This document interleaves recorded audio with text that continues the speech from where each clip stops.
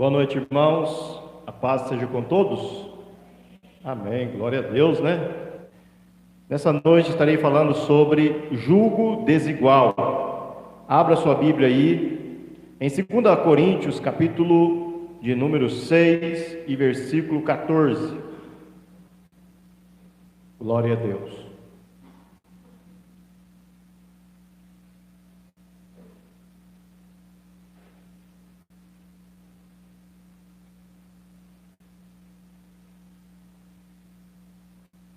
Diz assim, a partir do versículo 14, 2 Coríntios. O subtema da minha Bíblia, talvez a sua Bíblia seja diferente, é nenhuma comunhão com os incrédulos. Diz assim: não vos ponhais em jugo desigual com os incrédulos, porquanto que sociedade pode haver entre a justiça e a iniquidade? Ou que comunhão há entre luz com as trevas? Que harmonia entre Cristo e o maligno? Ou que união do crente com o incrédulo? Que ligação há entre o santuário e os ídolos? Porque nós somos santuário do Deus vivente, como ele próprio disse: habitarei e andarei entre eles, serei o seu povo, e eles serão meu Deus. Por isso, retirai-vos do meio deles, separai-vos, diz o Senhor, não toqueis em coisas impuras, e eu vos receberei. Serei vosso Pai, e vós sereis para mim filhos e filhas, diz o Senhor Todo-Poderoso. Vamos orar. Pai, obrigado por essa noite, nesta quinta-feira, neste culto de libertação. Pai, que nessa noite o Teu Espírito possa enviar a Tua palavra a nos ensinar, enviar a Tua palavra a nos sarar, enviar a Tua palavra a nos edificar, Senhor, a nos instruir, Deus. Que o Teu Espírito possa iluminar-nos, ó Deus, e ser luz, Senhor, ao nosso espírito humano. Que nós possamos ser iluminados pela Tua palavra, guiados pela Tua palavra, em nome do Senhor Jesus. Usa esta palavra, Senhor, a alcançar vidas através da internet, através desses que aqui estão, ó Pai, no nome de Jesus, amém, e graças a Deus. Podeis sentar. Glória a Deus. Jugo desigual. Irmãos, nós vivemos em uma época, em um tempo, a qual nós sofremos ataques de todos os lados, seja no âmbito espiritual, seja no âmbito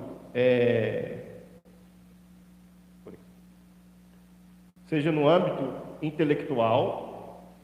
Em todas as áreas estamos sob ataque. O casamento está sob ataque, a amizade está sob ataque, a nossa saúde está sob ataque. E nós precisamos de instrução para nos darmos bem neste combate. Quanto mais você for instruído em todas as áreas da sociedade, mais você estará preparado para enfrentar os desafios. E na vida espiritual não é diferente.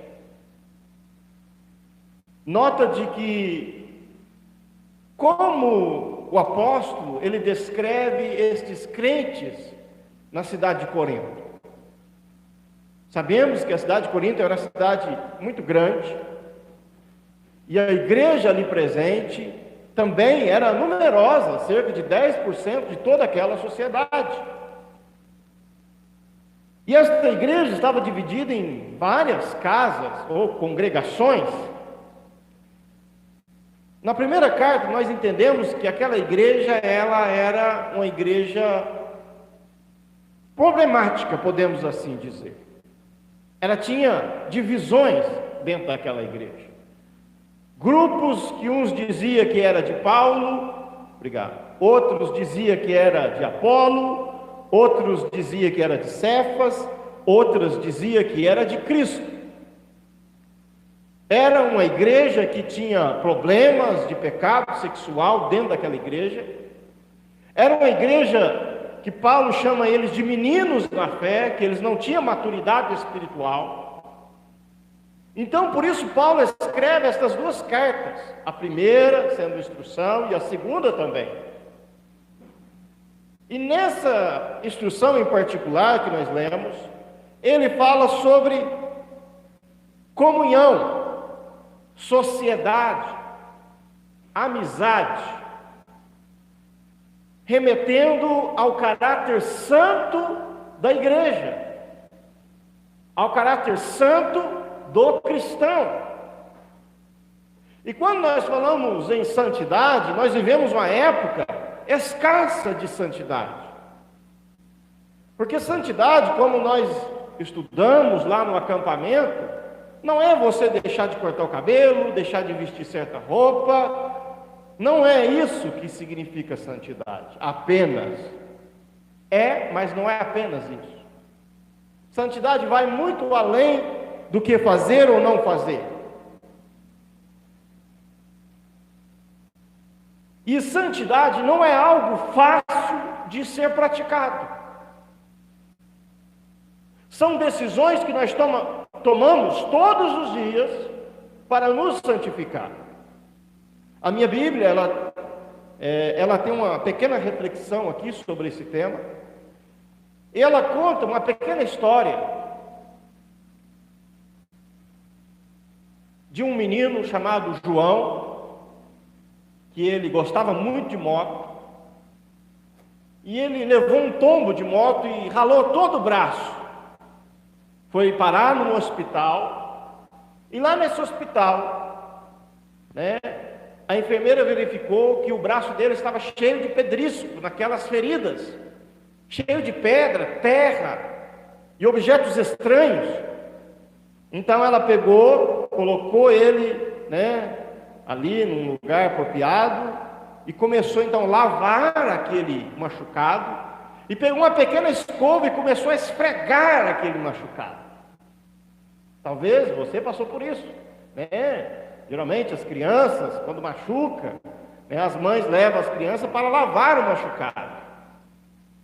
E não é algo agradável retirar aquilo, é algo que dói.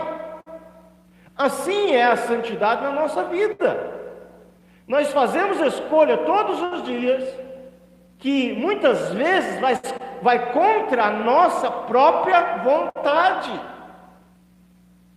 Fazemos escolha que nós sabemos que essas escolhas são as melhores escolhas, mas muitas vezes dolorosas. O melhor remédio para o machucado desta forma seria lavar, tratar aquele machucado, mas é algo doloroso. Quando Paulo ele escreve dando instrução, ele diz: não vos ponhais em um jugo desigual. Ele está remetendo a ideia, naquela época dos meios de transporte, era através da tração animal, e sobre ali um boi, colocava-se então uma canga sobre aquele boi, e aqueles dois animais de tração, eles puxavam junto, seja uma tora, seja um peso, ou seja uma carroça, seja ali uma carruagem, os dois trabalhavam junto. Paulo está dizendo sobre o jugo desigual. Não vos ponhais em um jugo desigual. Na nossa região aqui, em Minas Gerais, tem muito aqueles carros de boi. Está sumindo, está escasso. Mas de vez em quando, eu acredito todos os anos, tem os encontros regionais, onde aparece aqueles carros de boi. Com talvez 5, 6, 3, 4 juntas de boi, 3, 4 juntas de boi, todos ali trabalhando, puxando o mesmo peso. Paulo está dizendo: não vos ponhais em um jugo desigual com quem? Com os incrédulos. Você pode trabalhar com o seu irmão em unidade, o cônjuge trabalhar em unidade, a família trabalhar em unidade. Agora, não tem como, eu não estou dizendo de você trabalhar lá no teu serviço, não é nada disso. Não é de você não deixar de ir na escola. É você se colocar a ter intimidade, uma amizade profunda com uma pessoa incrédula. Você constituir uma sociedade com uma pessoa incrédula. Isso equivale, dentro de um relacionamento conjugal, uma pessoa é crente, né? O jovem é crente e a moça não é. Se casam. Qual que é a consequência? Dor de cabeça. Porque o crente, o cristão, vai tentar instruir o filho na palavra, e o incrédulo vai instruir o filho na mentalidade carnal, na visão deste mundo. E nós vemos o que acontece muitas vezes. A moça se apaixona por rapaz lá fora, o rapaz se apaixona pela moça lá fora, se casam, ou começam a namorar, e no começo, né, ele até visita a igreja, ou ela até visita a igreja, mas depois que se casa, se consome o casamento, a pessoa começa a carregar um fardo pesado.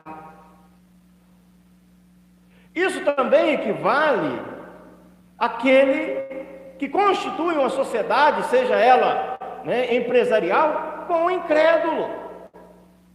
Não, a Bíblia não está proibindo.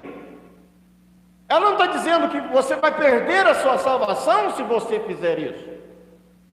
Mas ela está dizendo, você é diferente.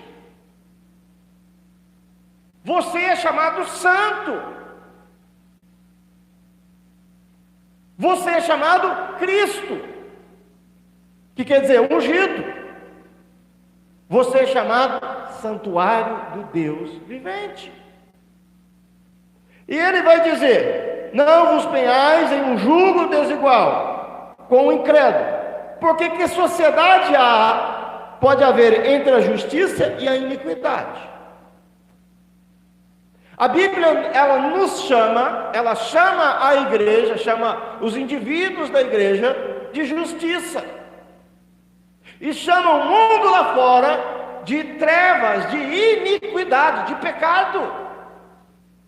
Então a Bíblia diz que comunhão há entre a luz e as trevas, que comunhão há entre a justiça e a iniquidade. Não há nenhuma comunhão. A tendência é um afastamento progressivo ao longo do tempo. Não tem como misturar. Ou as trevas vai apagar essa luz, ou a luz vai acender o lugar.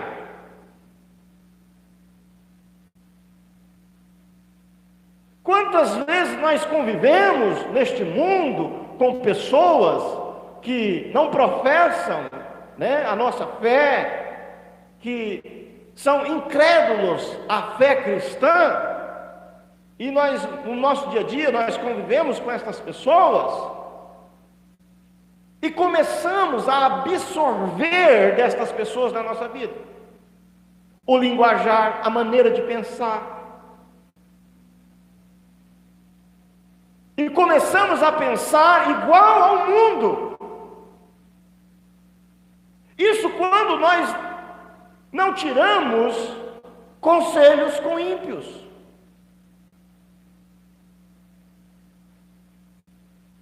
Que bom conselho um ímpio pode ter sobre casamento? Que bom conselho um incrédulo pode ter sobre criação de filhos? Que bom conselho um incrédulo pode ter sobre amizade? Ele tem a mente do mundo, os pensamentos dele são do mundo. Mas a Bíblia nos chama de mente de Cristo. Israel falhou por isso. Deus, quando colocou Israel lá na terra prometida, Deus disse para eles: não deem as suas filhas em casamento, e não tome as filhas das nações em casamento, porque quando vocês fizerem isso, serão destruídos. Entrarão no meio de vocês falsos ídolos. E isso aconteceu. Quando eles entraram na terra prometida, fizeram alianças com aqueles povos, comércio com aqueles povos, deram as filhas em casamento e se casaram com elas, e se corromperam. Paulo, quando ele dá instrução aos Romanos, capítulo 12, ele diz sobre sacrifício de louvor, sacrifício vivo. Ele diz: rogo-vos, pois, irmãos, que apresentei o vosso corpo como sacrifício vivo, santo e agradável a Deus, que é o vosso culto racional. E ele diz: e não vos conformeis com este mundo, mas transformai-vos pela renovação da vossa mente. Quando Paulo está dizendo não vos conformeis com este mundo, não se deixe levar pelo que o mundo está ensinando. Não pense igual a este mundo. Não receba a instrução deste mundo. Porque o tempo vai passando e nós vamos nos assimilando ao pensamento mundano.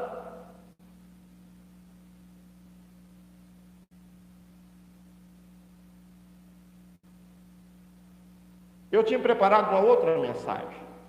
Eu ia falar sobre casamento. Mas eu vi que o número de pessoas na igreja é muito pequeno. Uma outra data, num domingo que eu tiver a oportunidade, eu quero estar preparando melhor para estar trazendo o ensinamento sobre casamento. Mas hoje a mentalidade do mundo de casamento é uma mentalidade progressiva, aberta. Sendo que a Bíblia vai dizer que o casamento, ele é que deixará o homem o seu pai e a sua mãe, e unir-se-á a sua mulher, e ambos serão uma só carne. Está dizendo que o casamento é entre um homem e uma mulher, e apenas entre duas pessoas. É o que a palavra diz. Esta é a instrução da palavra. Mas a instrução do mundo você pode se relacionar com qualquer pessoa e com a quantidade possível que você conseguir.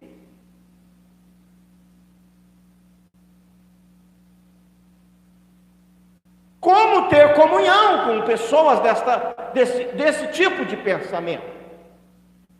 Quando a Bíblia está dizendo que comunhão há entre a justiça e a iniquidade, é esse tipo de pensamento. E aí nós começamos a absorver deste mundo, e daqui a pouco estamos até concordando com esse tipo de pensamento.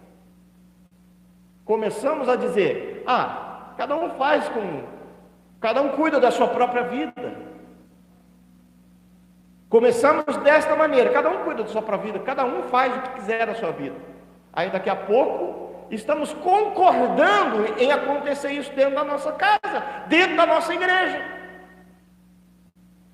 Eu não estou dizendo que você não pode ter um relacionamento, de colega, de trabalho com esse tipo de pessoa, de discriminar estas pessoas de maneira nenhuma.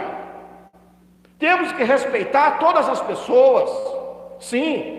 Não podemos destratar elas, mas o teu ponto de vista tem que ser o ponto bíblico.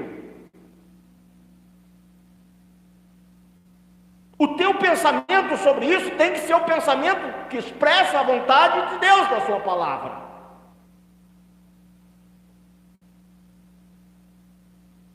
A palavra comunhão é algo tão profundo.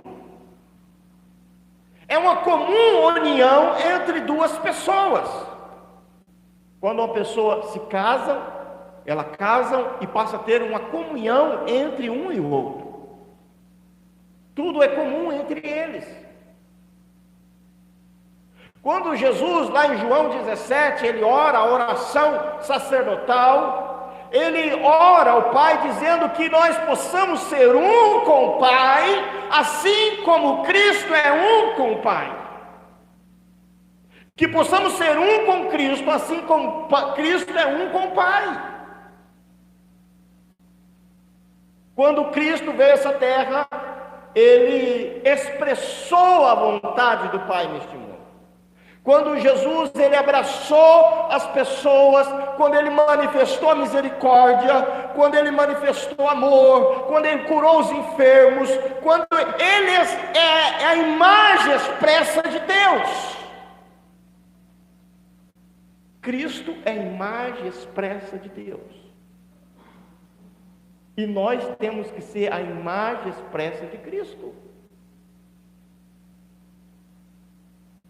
Quando nós nos deparamos com situações que muitas vezes ficamos embaraçados, temos que imaginar, nessa situação, como Cristo reagiria. Porque nós somos chamados a ser a semelhança de Cristo. Como Cristo reagiria? Ele teria preconceito com pessoas? Não, ele não teria.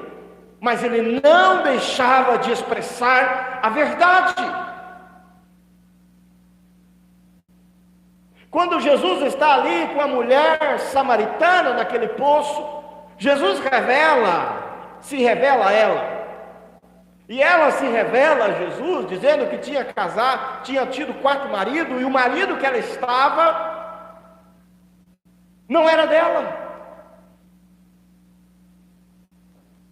Jesus se revelou a ela, e ela se revelou a Jesus, mostrando o seu estado pecaminoso. E ela foi e contou para todas aquelas pessoas que ela tinha encontrado no Cristo.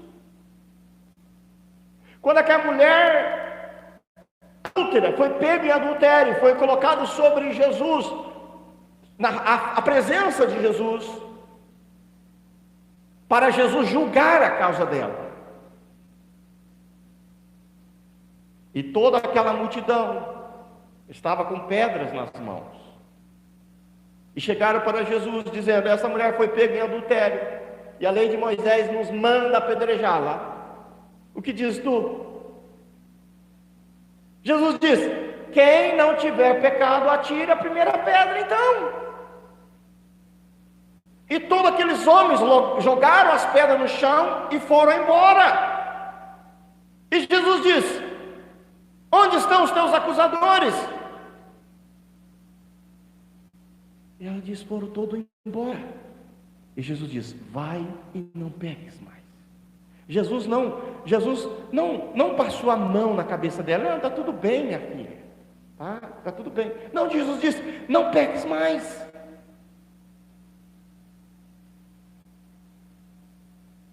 Jesus, ele manifestou a justiça de Deus nessa terra. E ele nos chama dizendo: vocês são a justiça de Deus nesta terra. Ele diz: que comunhão há entre justiça e iniquidade? Você é a justiça de Deus. Você é chamado a expressar Cristo nessa terra. Não apenas expressar o Cristo teológico com palavras, mas expressar Cristo em ação. A misericórdia, o amor, a bondade, a justiça, a fidelidade.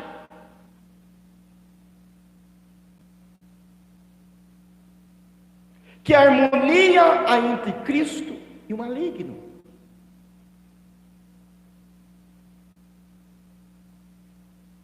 Esses dias eu estava lendo o livro de Efésios, a carta aos Efésios. E a Bíblia tem uma parte do Efésios que ele fala deste mundo tenebroso. Que é para nós nos prepararmos, né, com as armaduras de Deus, para enfrentarmos os ataques deste mundo tenebroso. A palavra tenebroso é algo que poderemos assim descrever: densas trevas, trevas palpáveis. Trevas palpáveis.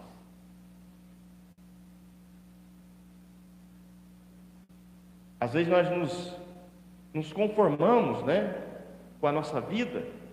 Trabalhamos, vamos na igreja, trabalhamos, temos a nossa vida.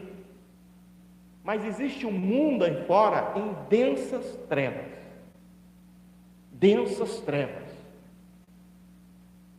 Se você pegar a Ásia, grande parte da Ásia não conhece Cristo, não conhece as Escrituras, não conhece o Evangelho, não conhece a salvação em Cristo. Todo o Oriente Médio sendo escravizado por uma falsa religião. América toda, América Latina, América do Norte, todos, 80% se professam a fé cristã. Mas desses 80%, podemos tirar 20% desses que são cristãos assíduos, aqueles que realmente professam a fé, que leem a Bíblia, que oram, que frequentam igrejas.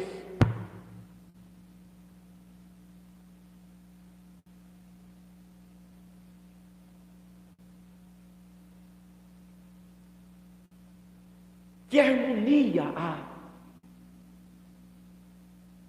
entre Cristo e o maligno? A Bíblia está dizendo, nós somos cristãos, né? Crentes em Cristo. Ela nos chama de justiça, ela nos chama de luz e ela nos chama de Cristo. Leia, abre a sua Bíblia aí, eu quero que você leia novamente. Está dizendo sobre nós. Paulo está escrevendo aos Coríntios, aos cristãos em Coríntios. Parece que não põe em um julgo desigual. Que sociedade entre Cristo, entre o incrédulo, entre a justiça e a iniquidade. Ela está dizendo, a igreja minha, ela é a justiça, e o mundo lá fora é a iniquidade. Ela diz, vocês são Cristo, e o mundo lá fora é o maligno. Ela diz, vocês são santuário do Deus vivente. Não vos dobreis a ídolos mortos.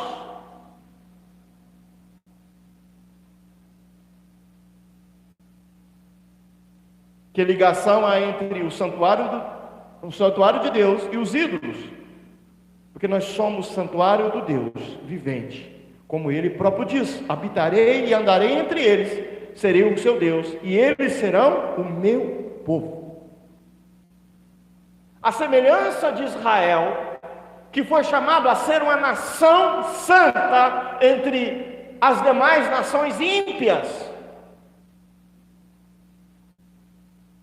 Aquelas nações, elas casavam, davam-se em casamento. O relacionamento entre eles era o relacionamento que nós estamos vivendo nesses dias de hoje. O incesto era praticado entre aquelas nações. Pais se relacionando com filhos, filhos se relacionando com pais, mães se relacionando com filhos e etc.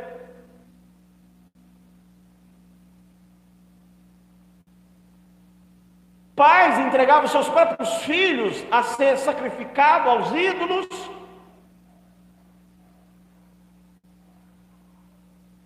A prostituição era algo incentivado pela religião atual, pela religião daquela época. Tanto que os templos pagãos tinham ali, entre as suas sacerdotisas, prostitutas do templo.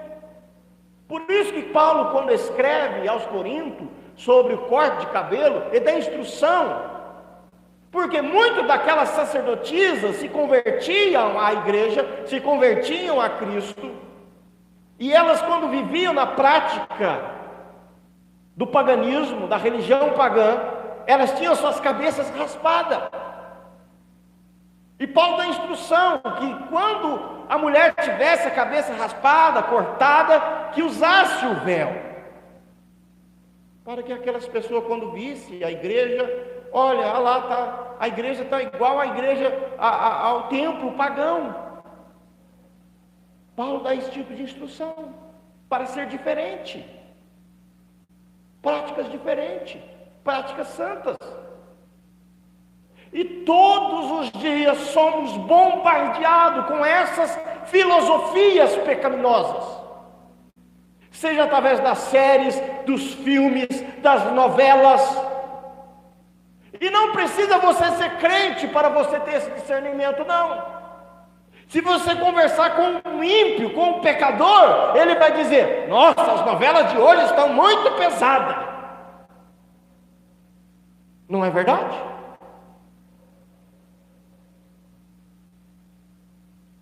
Estão consumindo isso aí.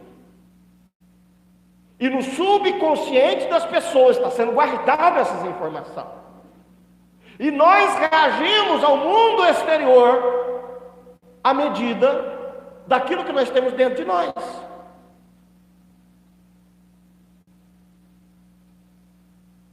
O número de divórcio entre cristãos é alarmante.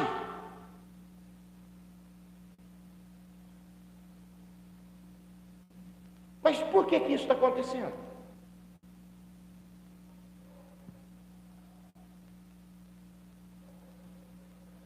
O profeta Oséias, profetizando, diz: o meu povo é destruído porque lhe falta o conhecimento, falta instrução. Temos que instruir a igreja sobre casamento, sobre relacionamento. Temos que instruir a igreja que o divórcio não é uma prática bíblica, legal.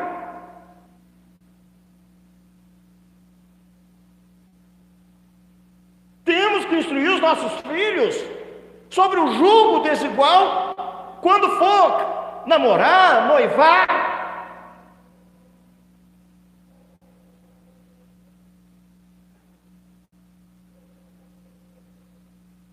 As minhas meninas têm 9 anos. Eu sempre sento com elas, falo com elas, dizendo: um dia vocês vão crescer, vocês vão casar, vocês vão namorar, vão casar. Que seja uma pessoa crente, que professa a fé em Cristo. Porque se for uma pessoa que tem temor de Deus, ele não vai te bater, não vai te espancar, não vai te trair. Segundo, que não venha de um segundo casamento. Não tenho nada contra quem já casou 2 vezes, quem casou 3 vezes, se você não conhecia a palavra. Mas depois que você conhece a palavra, você sabe que existe só um casamento. Tem pessoas que casou 2 vezes, conheceu Jesus, está bem, glória a Deus. Mas muitos que casam num segundo casamento, traz ali uma bagagem do segundo casamento, filhos, uma ex-esposa intrometida, e vai trazer consequência para esse casamento. E a terceira, que seja trabalhador. Agora, se é gordo, se é magro, se é amarelo, branco, preto, azul, aí eu gosto, né? Aí eu gosto da pessoa. Mas as 3 coisas eu instruo as minhas filhas. Quando elas crescerem, elas vão tomar a decisão dela. Vai tomar a decisão. Mas este mundo não ensina os nossos filhos desta forma. Não ensina. Ensina que o que vale é o amor. O que vale é o prazer. Não importa com quem for. Essa não é a verdade da palavra. A Bíblia, ela nos chama de santuário de Deus. Ela diz que Deus habita em nós. Irmão, não tem como, tá? A Bíblia chama o Espírito Santo, porque Ele é santo. Ele habita em uma vida santa, santificada. Se você quer ter mais de Deus, você tem que abrir mão de algumas coisas. Se você quer ter mais comunhão com Deus, você tem que abrir mão da tua carne, daquilo que a tua carne gosta, daquilo que a tua carne deseja. Hoje é um culto de libertação, e esta é uma palavra de instrução, pois a Bíblia diz: conhecereis a verdade, e a verdade vos libertará.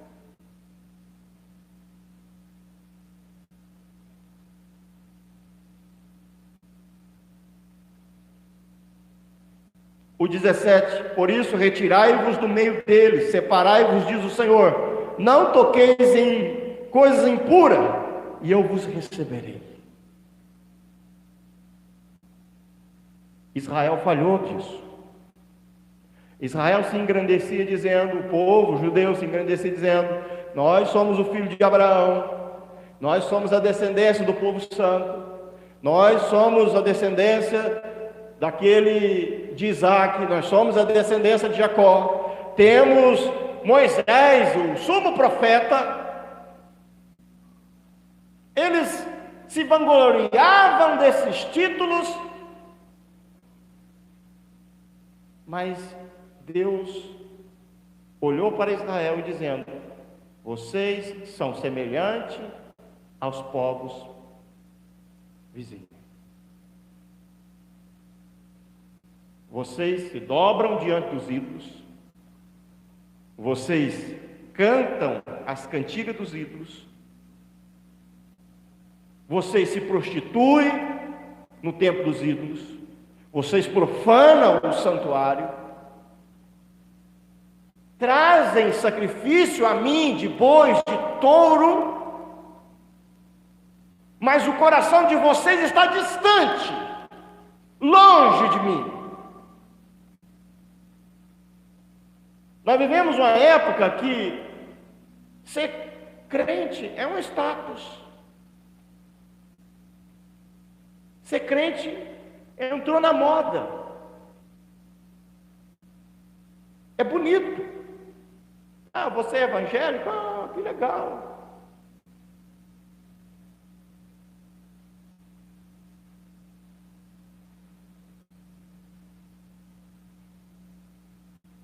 Amém? O objetivo de Deus colocar Israel no meio daquelas nações é para que Israel fosse uma nação de sacerdote, que de Israel saísse a luz, a instrução a todas as nações. Israel falhou nisso, e Deus chamou a igreja.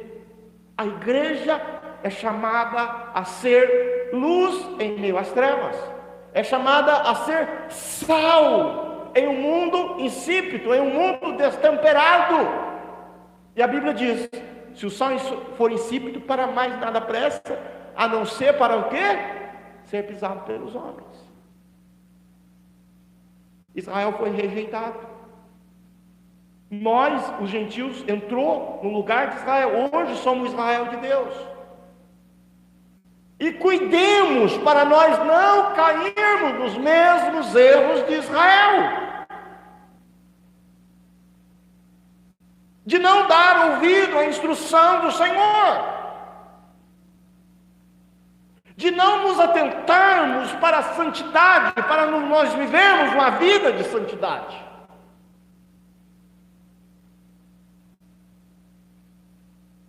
Deus é santo, o céu é um lugar santo, e todos aqueles que são santificados herdarão os céus.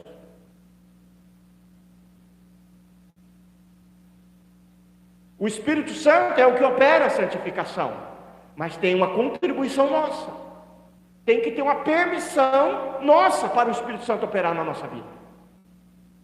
Como eu disse, todos os dias temos escolhas, fazemos escolhas,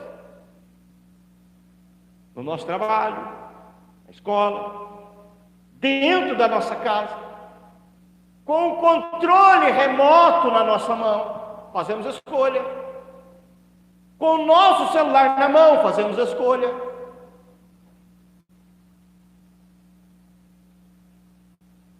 Renovação da nossa mente. Não nos conformar com este mundo. transformar a nossa mente com a renovação da palavra. E a Bíblia diz que nós vamos conhecer a boa e perfeita vontade de Deus. Deus tem uma boa e perfeita vontade de Deus para cada ser humano. Seja aqui no Brasil, seja na África, seja na Ásia, seja nos Estados Unidos, seja na China. Deus tem um projeto maravilhoso para cada ser humano. E cabe nós, igreja, anunciar isso.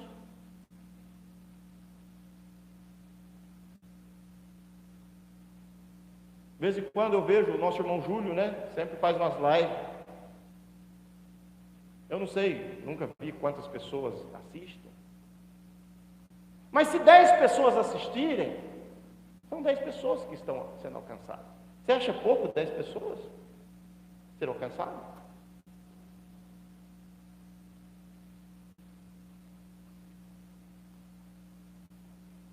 Uma pessoa que você alcançar, é um a menos que vai para o inferno. E eu estou falando isso, tá? E essa é a verdade.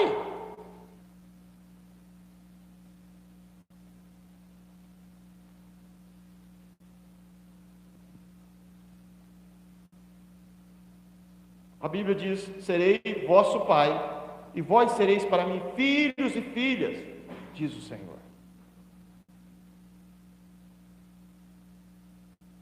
O nosso papel neste mundo é de ser filho de Deus, filha de Deus, de ser luz, de ser ungido de Deus, de ser Cristo ungido de Deus nessa terra. Amém? Vamos orar nessa noite. Glória a Deus.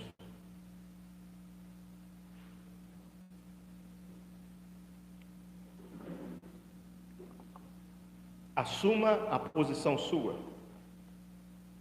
a qual você foi chamado. Pode dizer: mas irmão João, eu não sei qual que é o meu chamado. Eu acabei de falar isso para você. Primeiro, você é chamado filho de Deus. Você é chamado justiça de Deus. Você é chamado luz. O primeiro chamado, nós que somos casados, o primeiro chamado não é ser levita, não é ser evangelista, pastor. O nosso primeiro chamado é ser pai, ser esposo, ser esposa. Esse é o primeiro chamado. Tanto é que quando Paulo dá instrução a Timóteo sobre separar obreiros, ele diz: quem deseja o episcopado, excelente obras deseja. Primeiro, que seja marido de uma só mulher, hospitaleiro, não dado ao vinho, que tenha os filhos em obediência. Ele não está dizendo que fale bem, que seja um bom orador, que seja um conhecedor excelente das Escrituras, que seja um professor da Bíblia. Não, ele está dizendo: primeiro, seja um bom marido, uma boa esposa. Primeiro, seja um bom pai, uma boa mãe. Primeiro chamado nosso. Depois somos chamados a ser filho, a manifestar Cristo nessa terra. Pai, obrigado, Senhor, por essa noite. Obrigado por essa instrução da palavra. Que essa instrução, Pai, esteja fixada em nosso espírito, esteja fixada em nossa mente, para que possamos reagir ao mundo exterior, mediante a Tua palavra em nós. Que possamos, Pai, ser luz no meio das trevas, ser a justiça do Senhor em meio da injustiça, pois a Tua palavra diz que o mundo impera, o império da injustiça. Ó Deus poderoso, o Senhor chamou a igreja a ser luz em meio às trevas, a ser luz em meio às nações ímpias.